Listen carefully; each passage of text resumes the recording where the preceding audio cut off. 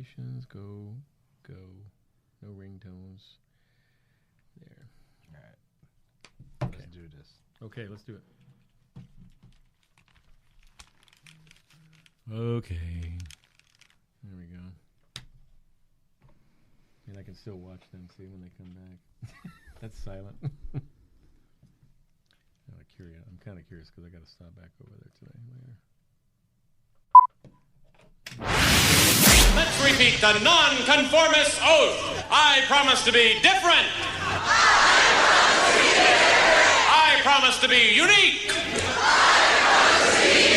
I promise not to repeat things other people say.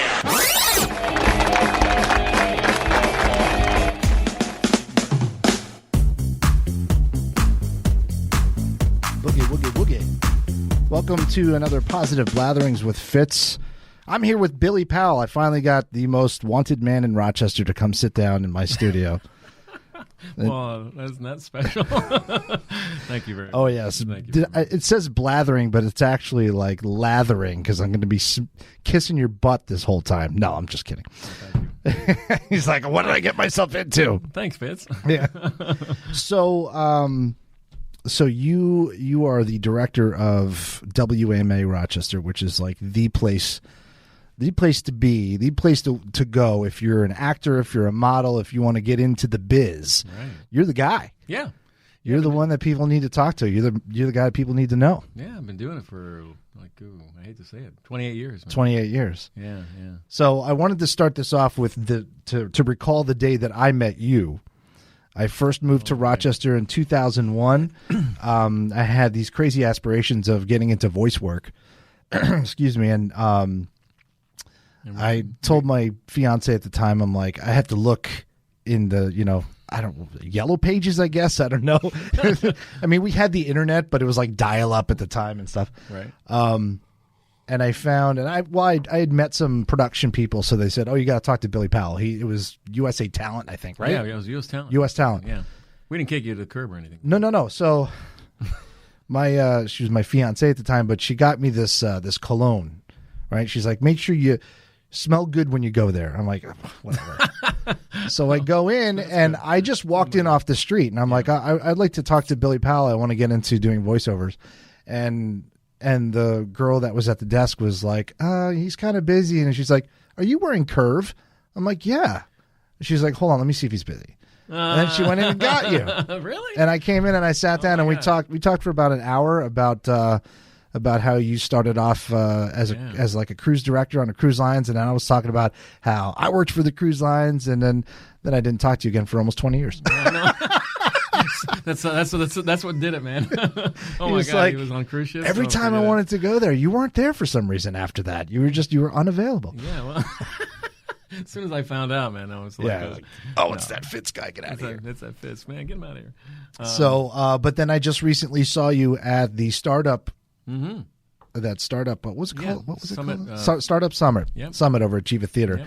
And you told your story, an abridged version of your story about how you got the agency going and how you got into the business. Right. And how you evolved with it. And that's really what I wanted to talk to you about today because I was absolutely fascinated because in this industry, and I'm just sort of the greater film, television, modeling, all of that stuff. Right.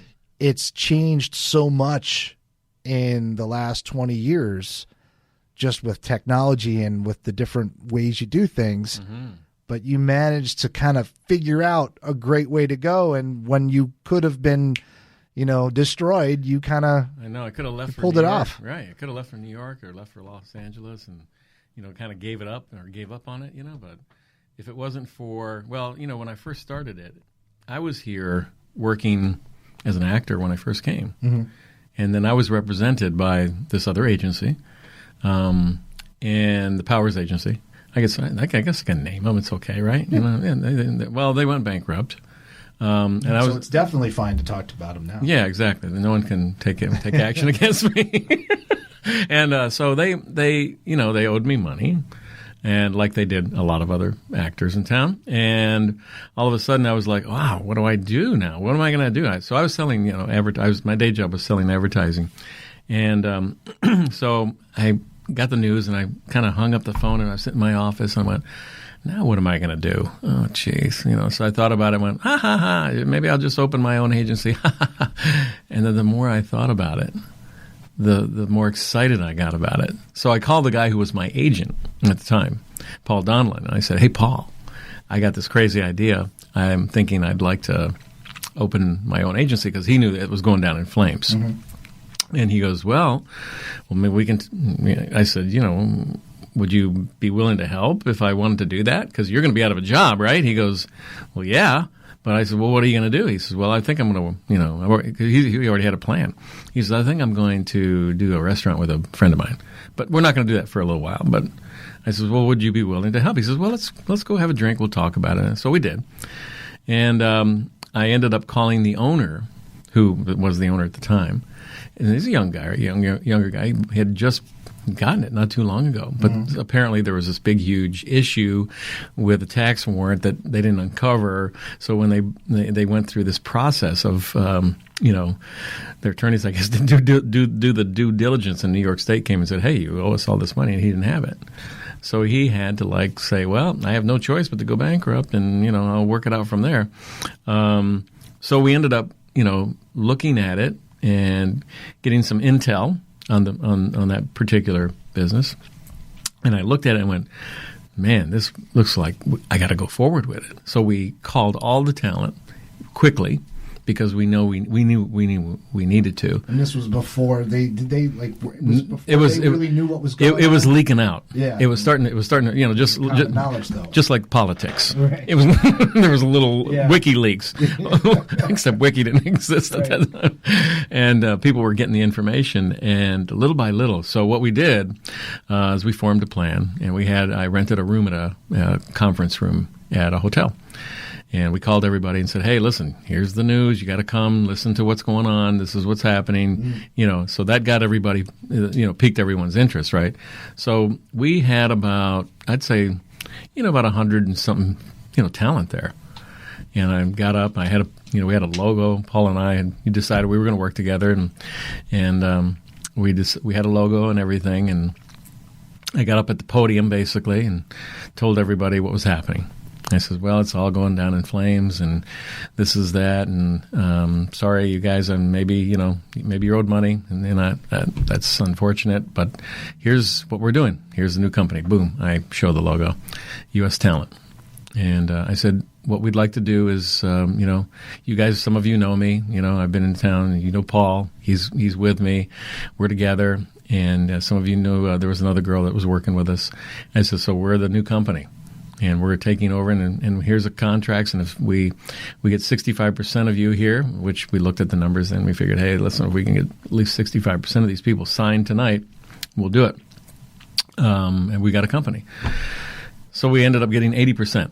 Nice. Yeah, and that was the beginning. I ran this thing out of my apartment for the first year.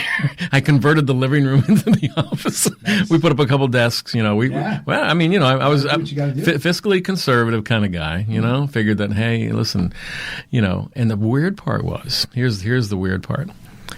So I was working for an advertising firm at the time. I was thinking, obviously, I got this idea, and I got the news, and I just previously about a week, 2 weeks ago had interviewed for a newer job for a new company, because I was being targeted by an advertising firm, because they got some word about me, and some friend of mine told them and said, hey, you should talk to Billy and have him come over. And so I did, and I interviewed with him, and they offered me the job, $80,000 a year plus car plus insurance. And you had to make a choice. And I had to make a choice. Yeah. It was like, oh, no. And I thought, okay. So I kept thinking about it. Now, do I go in with business myself? Do I do this? I'm thinking on it. I'm going, oh, man, that's, And and of course I have a degree in the arts and theater and stuff like that. And I'm thinking, I may never have this chance again, right? Yeah. So all of a sudden I thought, okay. So I decide, reluctantly a little bit at first, because I was thinking, oh, you're probably an idiot for doing this, but but take a risk, no reward, right? So I called the guy up. His name was Charlie. He's from the South, And I go, Charlie, this is Billy. Hey, Billy, how you doing, boy? You know, he's real Southern accent. Right out of Dukes right out of Dukes of Hazzard. How you doing, son? Yeah, you're my main star. You know, and all that stuff. I'm going, oh gosh, wait till he hears this. Well, he says, we're gonna be flying you to. I says, Charlie, before you go any farther, I got to tell you something. He goes, what? I go, I'm you know, like stuttering. Yeah, I couldn't get it out quite. I was like, yeah. And he goes, I go, I'm not going to take the job. He goes, huh? What? What are you talking? What's wrong with you, boy? Yeah, hey, you sound pretty much like him. Who's me? Was it? So he says, what's wrong with you? Are you crazy? He says, businesses fail in the first 2 years. He's trying to talk me out of it. And I go, Charlie, I says, listen, man, I really thought hard on this. I mean, I took some serious time to think about this. And I said, I have to do it. And I says, even if it means a pay cut, even if and it did, I have to do it because it's something that it's literally truer to my heart, you know. Yeah. And I was excited about it. I was totally excited about doing it. I just had to get past that part, you know. It's, that's that funny crossroads that you come to where there's something that you're really looking at doing, and it's a huge risk, but you're so much more excited about that one thing than the sure thing that's like, all right, $80,000 a year, a car, like the sweet life, right? And this was, what year was this? Was in the mid-90s? 91. 91? Okay. I was just graduating from high school. That's cool. Yeah, man, So, but you're thinking about that job, and then you're thinking about your own agency, and that is just like, right. It's your fire. You're like, yeah. But what a choice to have to make. I'm glad you made the right one. Yeah, me too. Because guess what? 1 year later, this was GTE. 1 year later, Ellen Berry bought them, fired everybody that they had hired. See? And I finally said to myself, I finally made a good decision. Oh, gosh. Yeah, I mean, advertising, I know that's what I got into. I was working for an ad agency when I first moved up to Rochester. Well, in 2007. And that job only lasted 10 months. And then we were all cut. And so I was out on my own, freelancing and kind of bumping around. So I had kind of a similar choice to make when I started this company. I'm just finishing my second year, so I guess that's good. Well, congratulations. That is the sort of the pinnacle. That's the point. Yeah. Once you hit that, if you're beyond 2 years, you're considered successful now. There you are. Cross fingers. Keep it in. Well, see, so that's kind of one of the reasons why I do this podcast, because I like to talk to people like you who have that experience, who have made those decisions and gone through those, trials and tribulations, if you will. And because I think it's great advice that I can take, and other people can watch it too and be like, wow, I didn't, when you see someone who's successful in town and they're doing their thing and, you see their face around and you don't realize the story. Like most everybody has that story, that journey. Yeah. Some people don't have a journey. There's a few of them that were just like, here you go. Here's a perfect life. Oh, thanks. Yeah, right. But not, the majority of us actually have some work to do and have some elbow grease. Yeah. So what was the first couple of years like for that, working in that business? I mean, you said you were working out of your apartment, and that kind of stuff. But talk about burning the midnight oil. Oh, man. And just wearing all the hats. Everything. Yeah. You're doing so much. I mean, I was booking the jobs. I was billing the jobs. I was, doing and trying to do the marketing and, talk to the client and do sales, so you're doing it all. Yeah. You're literally doing it all. Paul gave me 30 days. That was it. Just 30 days. He said, he gave me 30 days. He said, I'll give you 30 days and show you how to, because I really, thanks to him, I mean, he initially showed me how to set it up and how to run it, because I had no idea. I was flying by the seat of my pants. Sure. I really was. I had no idea what to do.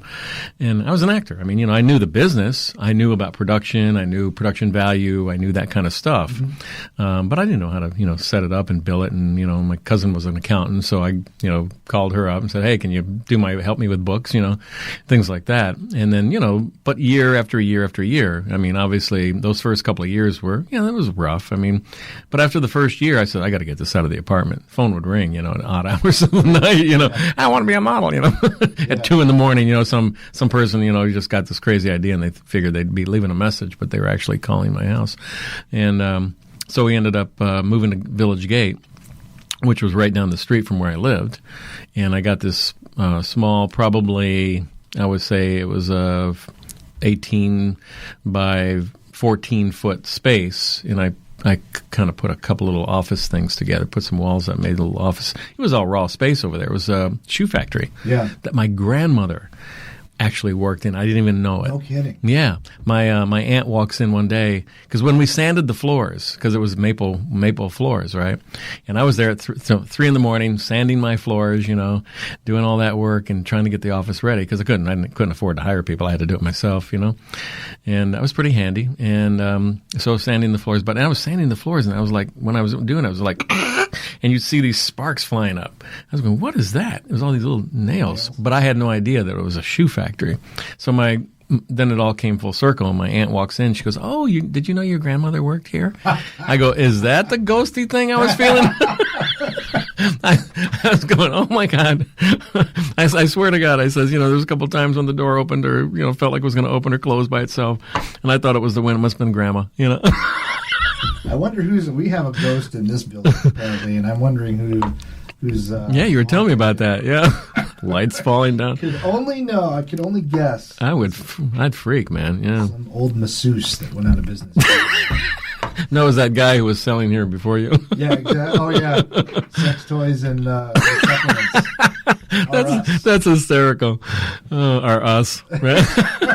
Oh, well, you should see some of the junk mail I get still. Oh, really? Oh, yeah. It's very fun. That's funny. Yes. Mail enhancement postcards. Like, I swear this isn't for me. It's not. It might be for the address. But right. Oh, that's funny. So you're cooking along. You're chasing your dream.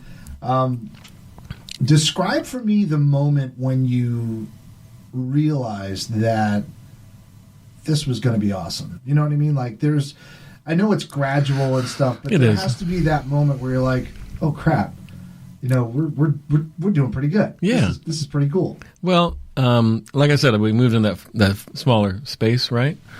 And I'd been there for, I think it was almost just about 6 years. In that small place on the third floor at Village Gate, and all of a sudden, the people who had the end office, they were actually recovery. It was called the Recovery Center. I thought it was a place for alcoholics. It was actually, yeah, right. When I first saw it, the Recovery Center. But no, they were recovering furniture. Oh. And they decided that they were going to move down to the second floor. I hate to see the never mind. Yeah. Okay. And so I told Arthur Goldfeather, God bless his soul, that I said, Arthur, I really would like to have that corner office. That it was a bigger space, it's not. And he told me what it would cost. I went, wow, okay, cool, man. I could do that. I could definitely do that. And he offered to amortize the construction that time, because now he figured, well, I've been there for a while. So he amortized the cost of the construction into my lease, which was great, because I didn't have to come up front, right? Absolutely, yeah. And I think, okay. And then we got more space. Obviously, we put in a kitchen. We did this. We did that.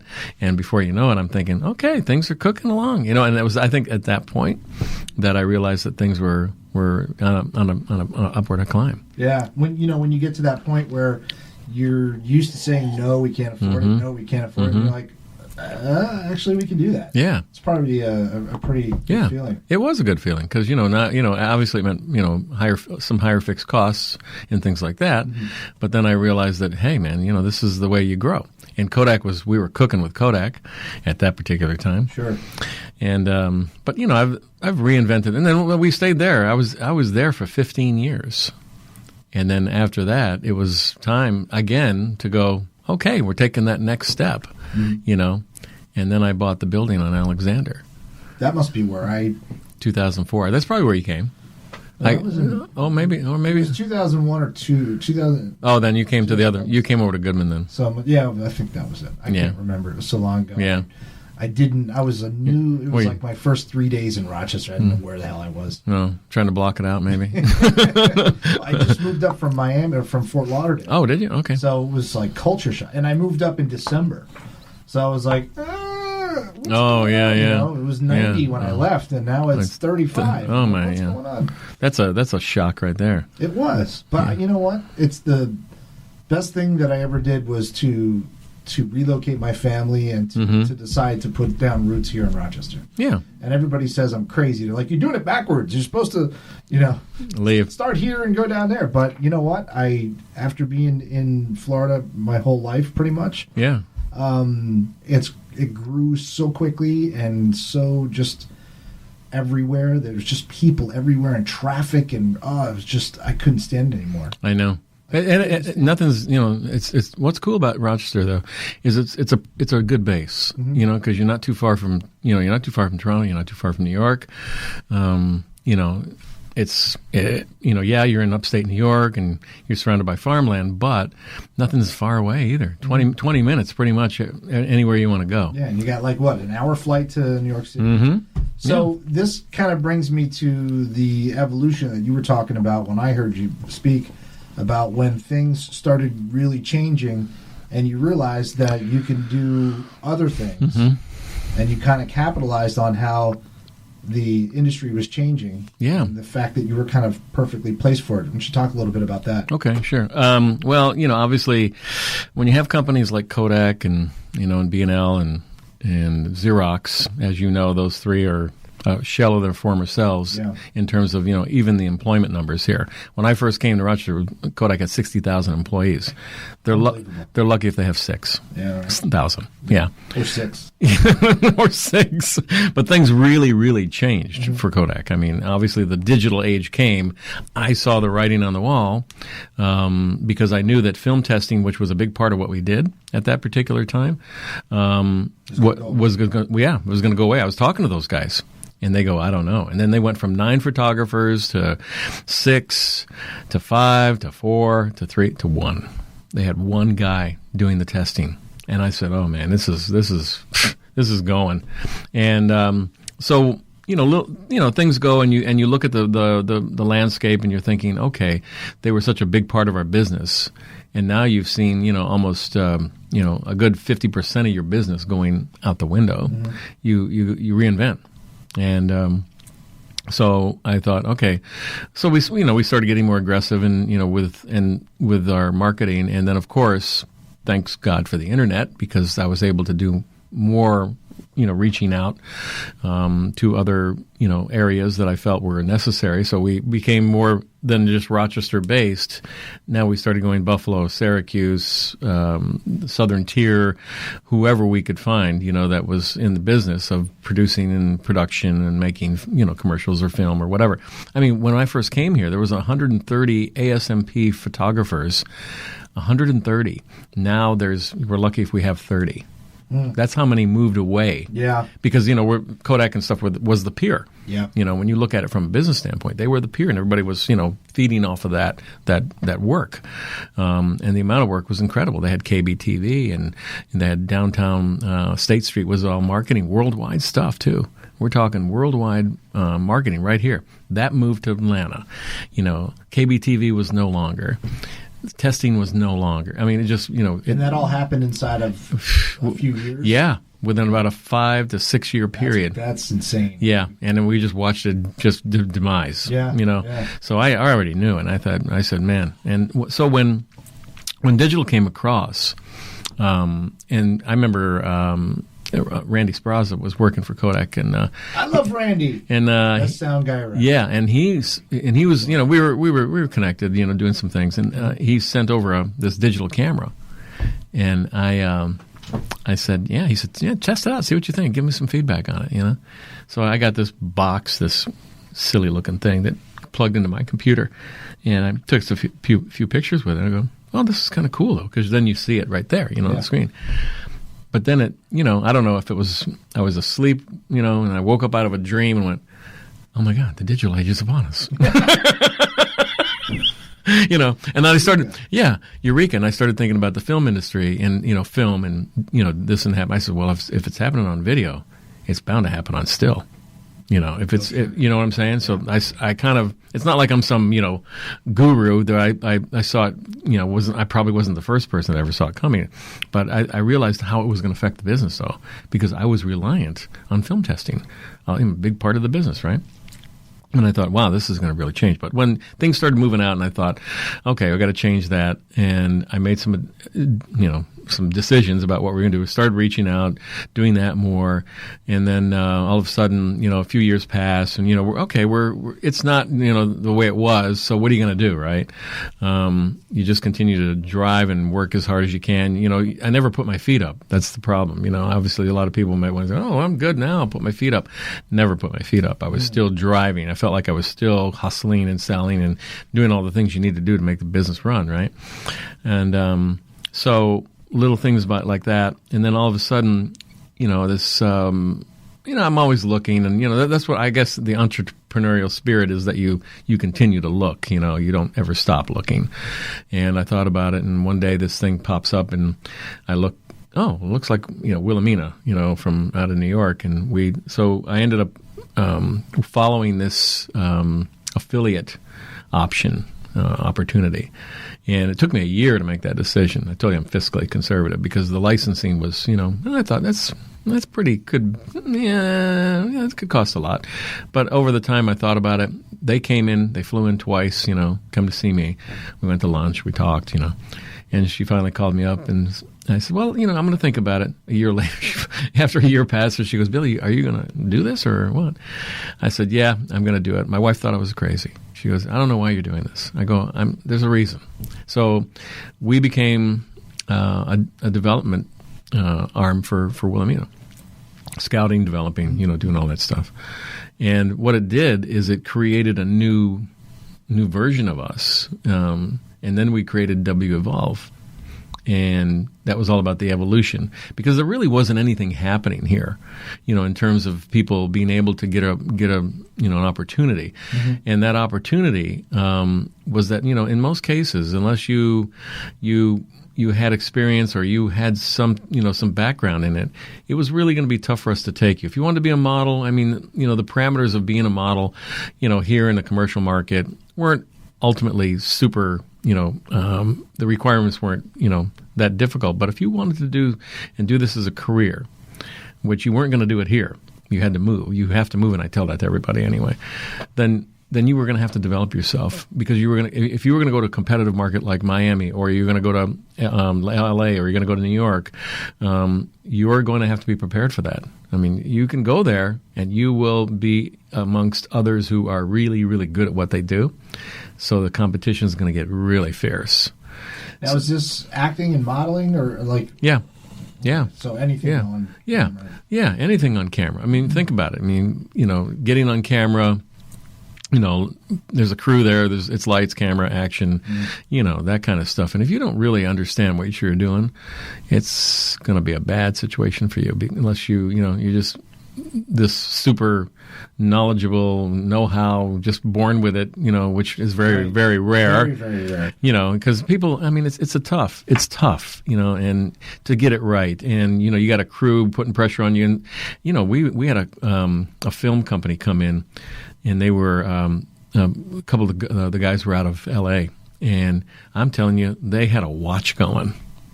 I'm serious. I was actually on. It was Cherry Crush. It was Nick DeBella's film. Yeah. And one of the guys, I guess he was directing those smaller scenes. And I was in one of the smaller scenes. I played the teacher. I've known Nick for years. And he's like, okay, we're going to do this. We got 12 minutes. Yeah, I'm not kidding. So if you're not a good performer, right? And you wanted to get a role, you're not going to get cast if you can't audition. Yeah. You know what I'm saying? So, and that was the kind of pressure and I felt the pressure, because I was the teacher and I had those lines, and that was it. We only had 12 minutes to get it done. And, okay, roll, speed, all that stuff. And once you start going through that, the pressure's on, man. And if you screw it up, Yeah. then you got this guy looking at you like, hey, man, I told you 12 minutes, we got to move. Yeah. Next scene. So, but, to be what we're doing here is we're teaching people how to be professionals. Because that's what it's about. And W-Evolve is sort of the stepping stone to anybody, whether WMA, it's a stepping stone to us. If you want to be on the agency roster and you don't have any skills and you have no background and I can't see any training that you've done or anything like that, then that's where you start. So your story starts with W-Evolve because it's about the evolution of you. So if people want to get into acting or whatever, and they've taken some acting courses and they've taken some stuff, but they have no real certifications or any kind of, look, I completed this. They go to you and audition? Yeah. And then you can kind of say, okay, you're kind of at this level. Yep. Or, no, you need to go back and you need to learn some of the basics. Yeah. I mean, that's what we do. We'll evaluate. We have to evaluate. Yeah. I mean, in order to be any kind of, professional agency, you have to know what your talent can do. I mean, how else? Because basically, what are we selling as an agency? We're selling time and talent, and the talent has to be. If we can't qualify that, then what are we doing? It's like having, for lack of a better term, I mean, the talent themselves are a product or a brand. So we have to know what that brand and that product can do. Where it fits. Yeah. Where it fits. Now, and I know because you're doing film, right? Mm-hmm. And if you're looking for talent, obviously, and you called me and you said, "Hey, Billy, I need a guy who can blah blah blah blah." Yeah. I'm going to say, Fitz, I got it. I can put it together for you. I'll know who can. And so that's important. It is. It's so important because, and I was just saying this the other day. I was amazed at there's a couple actors that I was working with and. There's so many people that they see this performance on screen, like once it's already done. Yeah. And they go, everybody thinks I could do that. And then... They know it took 26 takes. It took 26 takes. There's 3 different angles. Right. And that all took place over the course of 2 days. And, and... Yeah. Good point. Once I started to direct talent and started to realize what they were going through. It was like, okay, so we're going to do the master for this scene. We're going to do this, and then we're going to shoot from here and get the close-up on this side.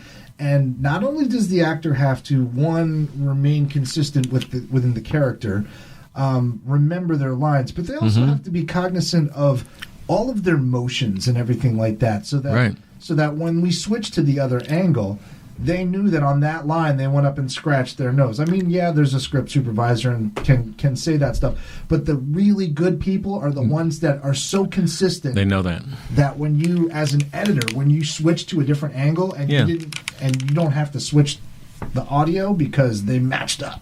Like, you know how many times that when that happens, I'm like, I'm working with this person forever. Mm-hmm.